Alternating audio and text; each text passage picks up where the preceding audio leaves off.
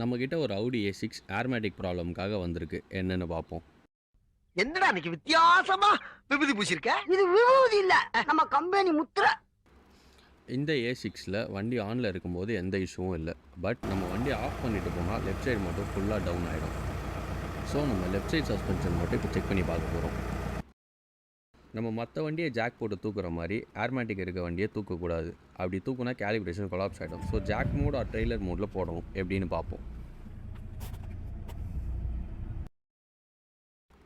வண்டியோட இன்ஃபோர்டைன்மெண்ட் சிஸ்டமில் கார் சிஸ்டமை செலக்ட் பண்ணுங்கள். தென் வெஹிக்கிள் செட்டிங்ஸ்குள்ளே போயிட்டு கீழே ஸ்க்ரோல் பண்ணிகிட்டே போனால் ட்ரெய்லர் ஆப்ஷன் இருக்கும். ஸோ அதை ஆன் பண்ணிவிட்டு நம்ம நார்மலாக ஜாக் போட்டு தூக்கலாம்.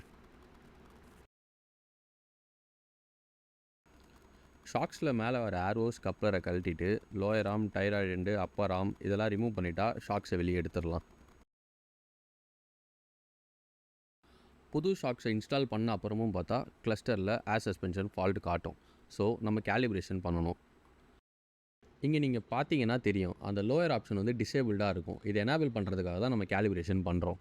டூவில் போட்டு நம்ம கேலிப்ரேஷன் பண்ண ஸ்டார்ட் பண்ணிட்டோம். நம்ம பண்ணதுக்கு அப்புறமே அங்கே பார்த்தீங்கன்னா அந்த லோயர் பண்ணுற ஆப்ஷன் எனேபிள் ஆகிடும். இப்போ வண்டியுமே அப்பராக ஸ்டார்ட் பண்ணிடும். So after final checkup we delivered.